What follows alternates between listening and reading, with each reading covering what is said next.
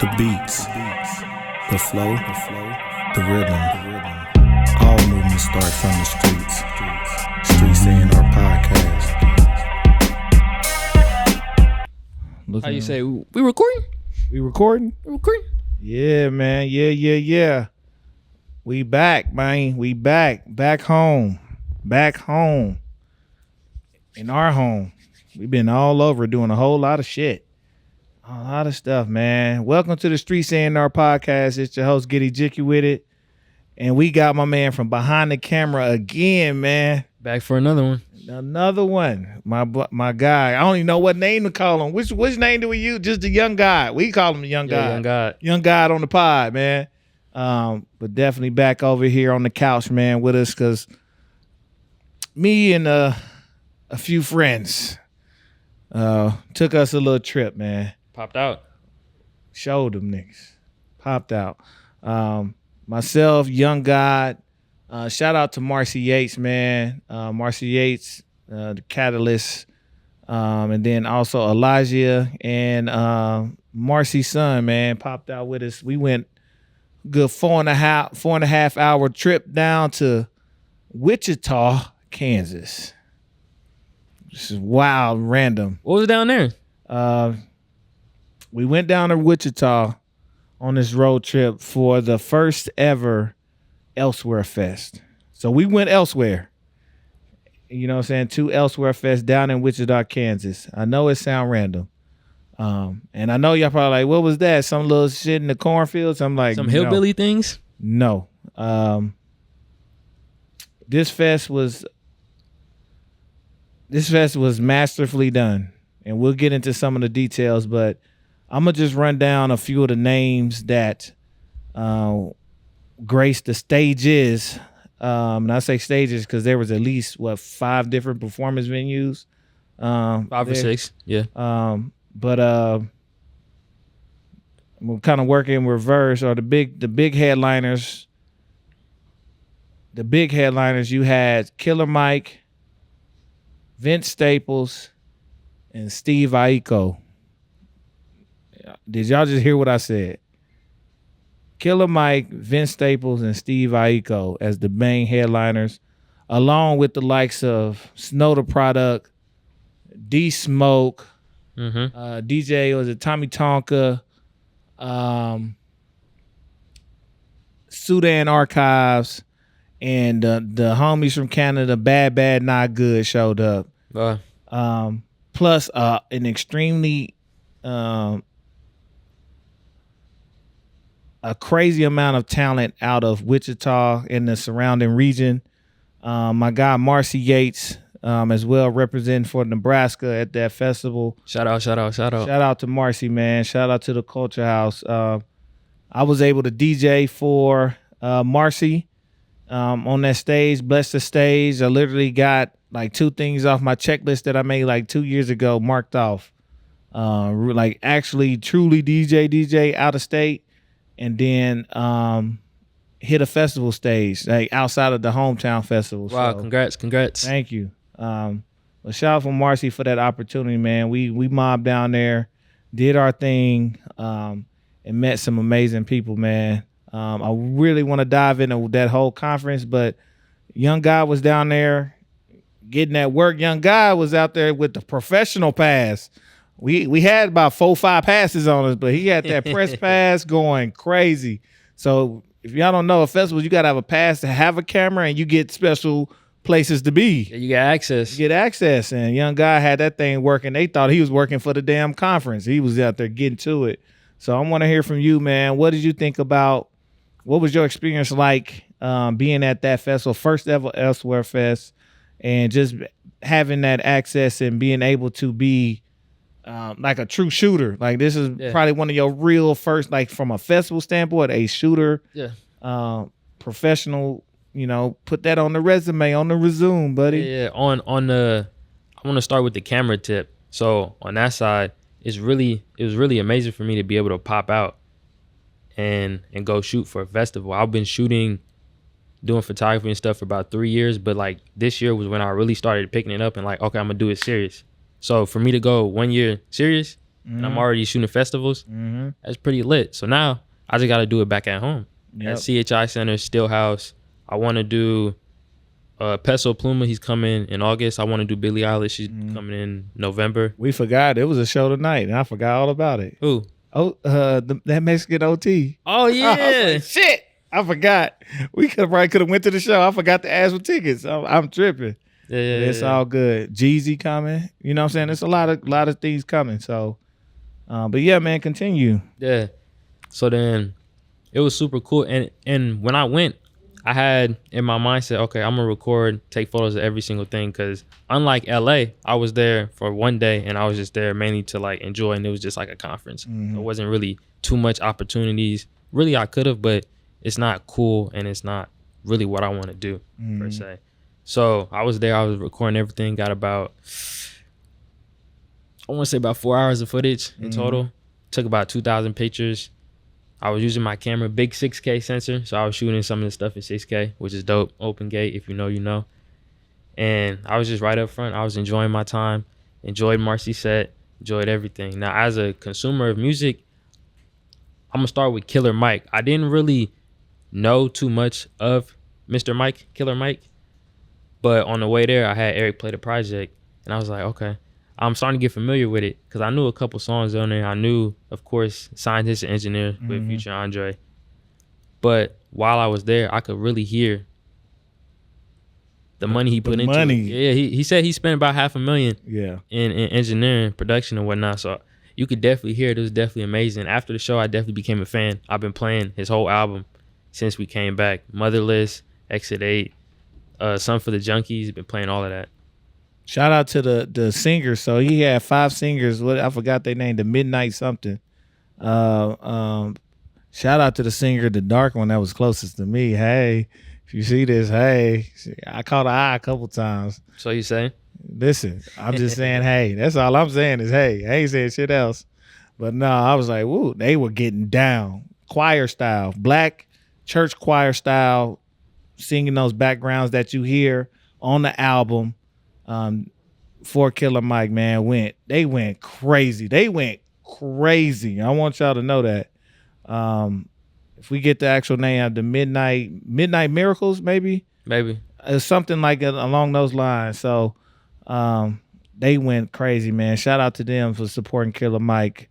I know you want to talk about Vince, but I want to talk. Did you call some of Bad Not Good? Yeah, I was there for the whole time. Yeah. I was up front, taking pictures, and I popped out to the back. Yeah, them fellas, instrumental, they are insane. Yeah. They are insane. Like, they were able to capture the crowd without lyrics. No lyrics. They don't have, because, you know, people don't know. They're instrumentalists, but they play a lot of background and produce a lot of the tracks with a lot of different artists, especially soul singers, hip hop artists, jazz artists, and it was just them on stage with a screen, and they had a man in the background doing live, like film, like feeding a film stream to go with the songs that they working on. Like they had one that was dedicated to oh my gosh, I just lost his name. He got the mask that passed away. Why am I blanking? MF Doom? MF Doom, thank you.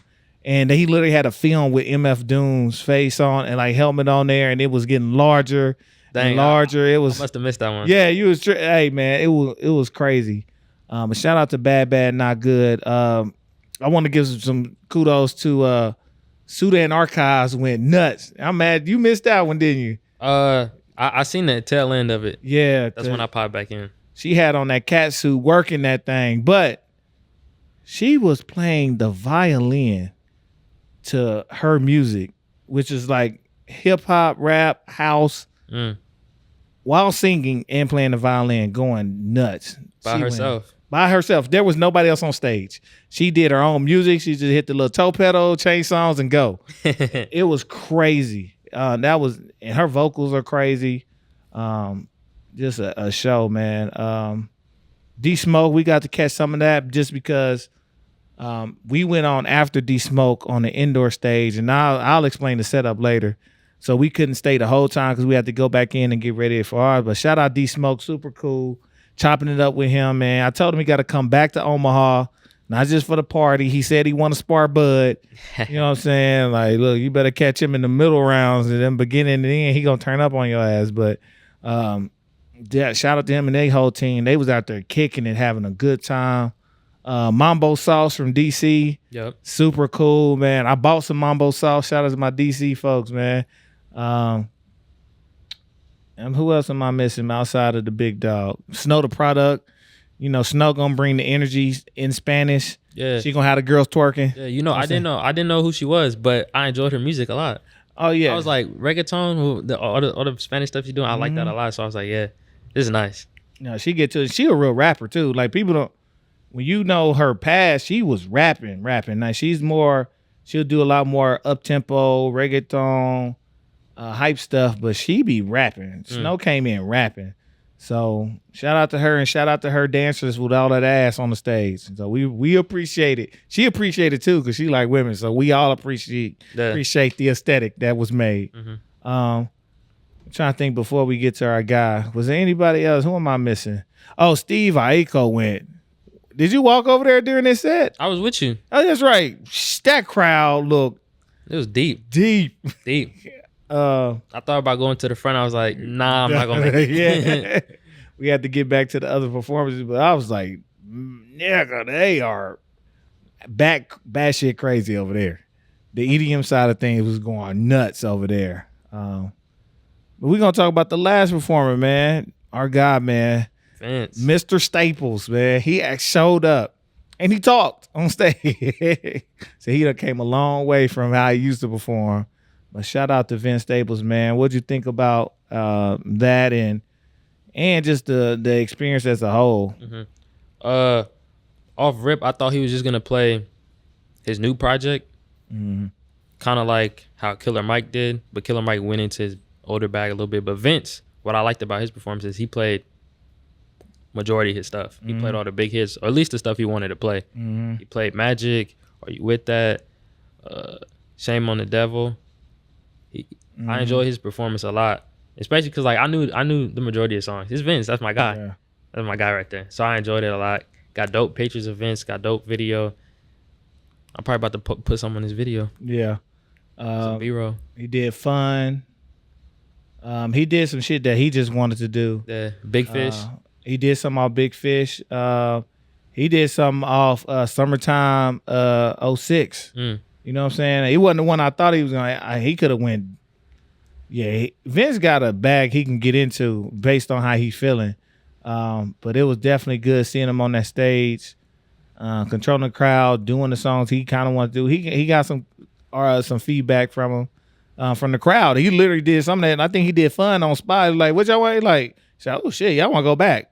He looked at his mans. All right, let's go, do it on. So, those are the festivals I like where they can hear you. They might rock like, what's up? All right, let's get it. I'm a Vince fan all the way around. So that's I thoroughly enjoyed our little 2 days, just on the performance side. Just maybe we walked down the street, and I'm gonna talk about the setup too. And we ended up at this lady. I think her name was Blue Tiger, the Tiger, the bass player. No, the chick. She was with it was her. She lead singer, had her brother on the drums and another guitarist. We walked down there. I was like, who the outdoor part? Remember we went down there. We walked all the way to the end of the street, and it was a lady on that outdoor stage. Yeah, they was going. It was the bass player. Was she playing the bass? Yeah. Okay. Yeah. They shit hard. They shit was hard. I'm not even gonna lie. Yeah. Yeah, I enjoyed it too. Yeah, and just Wichita in general, they artists are amazing. Shout out to Rudy Love Jr. Yeah, he's the big dog down there. He performed by 8 times. Yeah, he got paid. Yeah. Shit, he did the after party. We thinking we going to an after party. His Rudy with another band doing some other music. But man, shout out to Rudy Love. Shout out to Paris Jane, man. We got super dope. That was one of the. I think she popped off the festival at the stage we performed on. She was the first act. Got to check her out. Amazing voice, doing her thing. Lot of talent, man.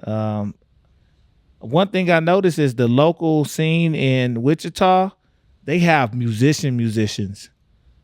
And when I say that because the musicians were doing the backing for the other artists. So the artists from Wichita and their band that played with Rudy Love, they went and backed up like D Smoke and did his set. And they were doing the other local set. And it's just like they were active the whole time. Like that's how you know you got talent in the city. It ain't just about their music. Like, no, fly whoever in, we gonna learn their music and we can play it. So it even cuts down on costs and flying in bands. Like, no, we got the band. They can do whatever it is you think you need done. They got it. And they showed they ass. No, yeah, that's real talent. So shouts out to the Wichita scene. Just a lot going on, man. But the festival itself was just an interesting dynamic. So you let me know when I miss something, young guy. I want you to talk about the artist room. Shout out to us being on we got all our people with us with artist passes. We just walking in shit. But talk about the artist room. Yeah, so there was this place called the Artist Lounge. It was just for artists and like entourage and whatnot. So we was in there. It's this dope room. It's literally like they had mushrooms in there, or the decorations looked like mushrooms. It was jellyfish. Hey, they have mushrooms. He about to get us. No. And probably did. We just didn't ask the right question. Word. And the theme was like, I would say it's like a majestic, like psychedelic trip for us. Mm-hmm. That's the vibe I got off of it. Like almost all white clouds. That nice, soft. What would you call those? Like the circle. I forget those big circle couches. Like young guy took a 2-hour nap in there. Oh God. and then the funny thing is the lady who created the room, she was in there, and I guess she seen me sleeping. And when I woke up, she's like, "Did you have a good sleep? Did you have a good nap?" "Yeah, I created this. I'm glad you're able to enjoy it." I'm like, that's funny. Yeah. That's funny. But I said I'm old, so I was like, this remind me of the never ending story. So all my people that's old. That big ass flying dog, that's what it's gonna remind you of. I don't know what he's talking about. I need you to put up some of the pictures of just the artist room. Yeah. Just like this was the artist lounge. Like put them up. But extreme hospitality. Food was banging. When they brought the barbecue out, them beans, everything was fire. If y'all don't know, people in Kansas cook. The Midwest cook. We don't do shit else. We ain't got nothing else to do but cook. That's true. The artist lounge was extremely dope. A lot of hospitality throughout the whole festival. The color scheme, everything was dope.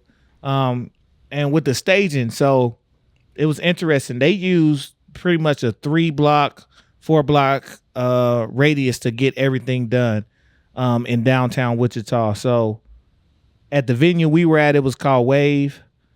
There was an indoor and an outdoor. The indoor stages were like we performed, and a lot of the local smaller talent was at. Wave in itself was like the hip hop, soul, R&B acts performed at Wave. Yep. So we were indoors. There was this local acts, jam bands and stuff like that, and then there was an outdoor stage, which is a big stage. It was I'm actually say it was the second biggest stage, because the biggest stage was the EDM stage. EDM, yep. But it was the second biggest stage, but it's still a big area right outside. So when one act finished out here, the other act indoor would go to give them time to switch and back and forth. So it was able to jam pack a lot of performances in. So we did indoors. We saw like Killer Mike, Vince Staples, Sudan Archives, D Smoke, Snow the Product, Bad Not Good. They were all on the outdoor stage going crazy.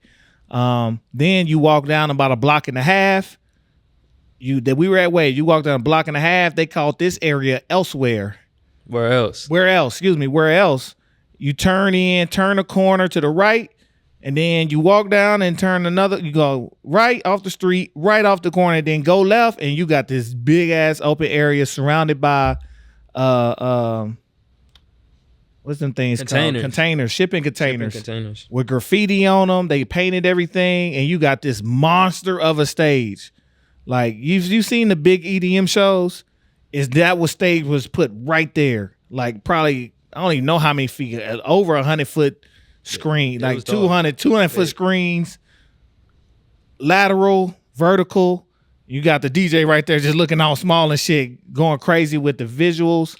Steve, I'm talking about going up. Like it was a EDM. It looked like that was supposed to just be the fest, the EDM fest.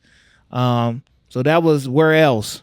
You go down the street, a place called Norton's. That's where they did the conference at. Yep. And then after the conference, that became the rock and roll venue, the outdoor portion. You know, I didn't get to go there. I didn't either, but I seen some pictures. I'm like, that would look crazy out there. Like again, they use their shipping containers throughout the city. They're like, probably got a bunch of them. It's a railroad city. Yeah. They just got to it. So you had Norton's. Then you walk down to the end of the block and you had the outdoor venue and they had music going. And then across the street from the outdoor venue, there was a place called Barleycorns. Yep. And that's where a lot of the jam bands, basically the people that can play loud shit in small spaces, they were getting to it. So that's where we saw Mambo Sauce the first time. They had 2 sets. And just like that tight jam family, like we getting in, going crazy type sets. So there was literally 5 places, and then you can say 6 because Waves with 2 stages of music.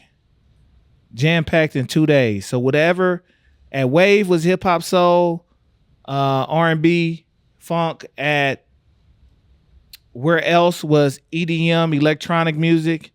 At Norton's was rock and roll. At the outdoor venue at the end of the street was kind of your pop rock type of vibe, and then at Barleycorns was your jam bands of different genres. So whatever your fancy was, you could have tickled that bitch. Whatever it was, and everybody was dope, to be honest. Yeah. There was not a bad act in the building. So shout out to them for starting that festival, starting that movement for that city, for that area. It's definitely going to be a catalyst to kind of reinvigorate the area. For those who don't know, the Midwest is popping right now. We cheap, and you might want to get if you're on them East and West Coast, come on and drive on in, because it's going down. Did y'all not read the Forbes? We in Omaha. Did y'all not read the Forbes article? Number one place to be. Look at that. Number 1 on every scale. It's perfect score. Omaha, Nebraska. I don't know about perfect, but come on down. Bring your ideas and your money too. But yeah, man, I thoroughly enjoyed myself, young God. I was glad when we got done with the studio session. Shout out to Midtopia. Yep. Midtopia Studios, man, they had their hand in the whole festival. A lot of those artists were their artists as well. And amazing time at the studio, getting to record some tracks with Marcey. We got 3 studio recordings, so I'm in videos now. It's going down, man. It's over with for y'all. It's real. I'm going to just send that to the homies like, no, I do this. I kept trying to tell y'all I do this. I'm out here. What's up? Y'all going to believe me one day. You ain't got to believe me. The proof is out. So shout out to everybody there, man. That was amazing, man. Amazing time. I can't wait to see the growth. Can't wait to get back. I think they're going to really take some of our suggestions and feedback for what we can bring from Omaha. Mm-hmm. My goal is to get at least 100 people we know to go to that fest next year. For sure. I don't even think that's hard because they're going to get the talent. They budget is kind of, I ain't going to say it's unlimited, but what we found out, they get some money. That shit a phone call away for them. But the success of the street vendors, bringing the whole city in, the food vendors, everybody's shit was fire. Promoting the local economy, because it was 4 blocks long, everybody on that street that had business was open. So people got an additional business boost. Yeah, man, it was definitely a good time to be had. Hell, I want to go next year and be the first set so we can just enjoy that shit. Like, oh, we done. I like that early set. You get in and get out. Like, we done. Yeah, man, we gonna work our way to the big stage. We gonna get to it, man. I got a couple suggestions though, cause they definitely need some DJ after parties. Cause boy, if me and Shaq get down there and do the twerk party at Wave after it's all said and done, ooh wee, Wow. ooh wee, Wow. ooh wee, it's gonna go up. Ooh wee. Oh man, just holler at us. I'm gonna holler at them like, hey, just as a suggestion. Just as a suggestion, man. You got any final thoughts, man? Just your perspective, how you felt about it, just your perspective. Even, anything you think we can bring to Omaha, you know what I'm saying? Yeah, I remember I was there. I was asking Elijah, how come Omaha doesn't do this? Because, like, I know we had, was it Maha or Midwest? One of those, but I think they stopped doing that. Well, they're not doing it this year, but and then like even Maha is, from what we just saw, is a completely different texture. Like Maha, and there's no shot, Maha feels more corporate than what we just went to. What we just experienced was somebody with some money giving the creatives and the people who know how to make a creative space the freedom to do it. They said, hey, here's some money, figure it out. And they figured the shit out. That's what it felt like on their first try. There were very few hiccups. And, even if there were hiccups, I wouldn't even say them on the mic because ain't nothing bad to say. But, we have our festivals. We have Elijah who's building and manifesting and building Juneteenth Joy Fest, right? Yep. To make that something. On the same day, we had the Freedom Festival up at the Malcolm X Foundation. You have we had Maha Fest, which will be back. It just something logistically wasn't correct this year. But that was different. That felt like, and I said this while I was there, that felt, in how it was designed, it felt a lot like completely different fest, but it felt a lot like Montreal's Mural Festival. And their street was on their main street, St. Laurent, and that shit was like a mile walk, like, long ass street. But that's what it felt like. And the creativity, just because of the art, the creativity, the stretch of how long the festival went. But then Mural Fest had one venue that played music, right? Versus this has literally activated 6 spaces for 2 days. Like, you just don't see that. You don't see that. Yeah. And having that many places within that proximity is crazy. And then us going to the after party and finding out that's a whole nother venue over here. Like, what the hell is this? You know what I'm saying? So definitely was it helps remind you that people like Marcey, people like Elijah and myself who trying to do things in the city, like, it don't have to be in vain. Like, we just need to figure out how to mesh together, how to get on some creative core together, since everybody else don't want to do it, and just really boost up. Or how do we tap into what we all got going on individually and start to collectively boost each thing up to build the scene out. So, and we're doing that, but now I think we should just go into overdrive, because that was an amazing time. An amazing time, man. I did enjoy myself though. It was amazing. Also, I'm kind of mad at y'all. What happened? Y'all had me staying up every day at 3 till 3 in the morning. So, nigga, it's festival season. Man, get your shit together. Man. We was up. It was stuff we had stuff to do. Yeah. You the one that wanted to get back and watch Vince Staples and play on their computer. I'm like, damn, I'm trying to go to sleep. Y'all want to be up. We was operating off 2.5, 3 hours sleep both days. You the one took the naps. Shit, I didn't get no naps. Talking about, it was a young guy that used to that young guy, that healthy man. Yeah. He's like, y'all got my sleep schedule off. It's all good, man. We'll get you to bed next time. And next time, I'm like, drive your car in. Shit. You can go on, head out. Yeah. But no, is there anything you want to do with the fest that you can see like what do you want to accomplish next year with something like that? Well, I say with their fest, and what's something you would bring? You want to try to, based on what you saw and experienced, what's something you would bring here? Well, somewhat that I want to do over there is I just want to, instead of me coming with a different artist, y'all got to put me on the staff. I got to be out there taking pictures for y'all with y'all and have a staff pass instead of I eventually did get a staff pass, but look, he got the staff. I still got it.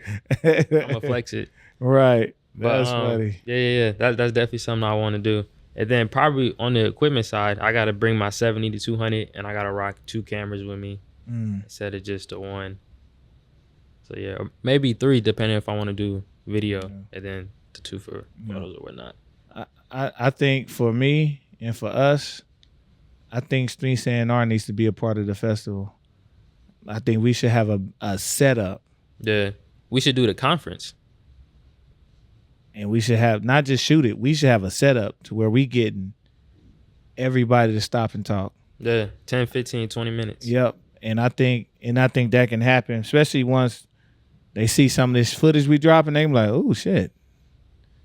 So that's, we went there on the mission.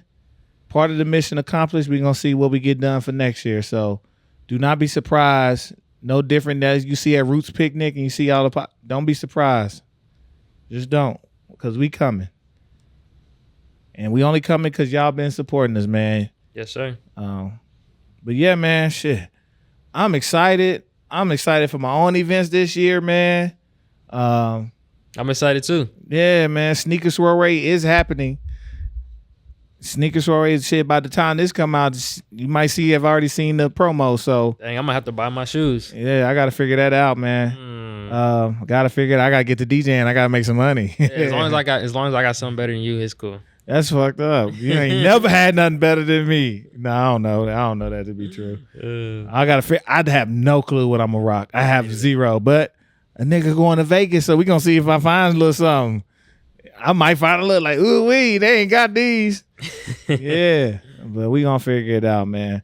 But yeah, man, definitely appreciate you rolling down there with us, bro. Always welcome, and I appreciate you just being willing to expand, do more. Build your portfolio. His portfolio by 22 is gonna be insane. Y'all not gonna believe it. But that's what we do. You know what I'm saying? Like, you pay it forward and you try to do what you can to make somebody else grow. Like, I don't care if we never got another follower or another listener on this pod. If young God when he becomes what we know he will become, that is my pay. I'm good. I promise you I'm good. So we appreciate you, bro. I can't wait to see what else comes out of these type of opportunities. I can't see what happens with Streets A&R. I can't see what happens when Omaha really believe and then start to invade these spaces on a positive note. Yep. And get more entrenched in these things. It's only up from here, man. I can't see where all of us literally take this next large leap and journey in this music and arts culture community that we're building here, bro. Like, we are at the precipice of this shit. Like, we getting to it. This is like a new vanguard. Like, we are moving this shit. So I can't wait to see what it all becomes, man. I definitely can't, man. But we gonna get out of here, man. Like you said, we excited. It was a long weekend. I'm still catching up on sleep. I swear. But it's all good, man. Definitely worth the trip. Can't wait to go back next year, man. We got to go back elsewhere, and I implore you all to go elsewhere as well. Trust me. I just get your plane. Trust me, it's gonna be one of them. It's one of them festivals. Like, I promise you, it is. So it's dope. Like, this might be bigger than some of the shit y'all already familiar with. Some of that shit dying down. I ain't gonna say no names rolling loud. Some of that shit dying down. But she said it's rolling sparse. So funny. Rolling mid out here. But you can feel it. It's not the same. So now we got something new, man. And we gonna be a part of it. So roll with us, man. It's all good. But man, we gonna get up out of here. This has been Streets A&R Podcast. You can find us at Streets A&R. We're on everything but Apple. Make sure you like, subscribe, share, comment, watch, listen, tell a friend, send it in their messages. Everything, man. Click the links, man. It's all good, man. We appreciate y'all, man. It's your host, getEJIKEwithit. It's the guy from behind the board, Young God. Yep. And we out of here, man. Peace. The beats, the flow, the rhythm. All movement starts from the streets. Streets A&R Podcast.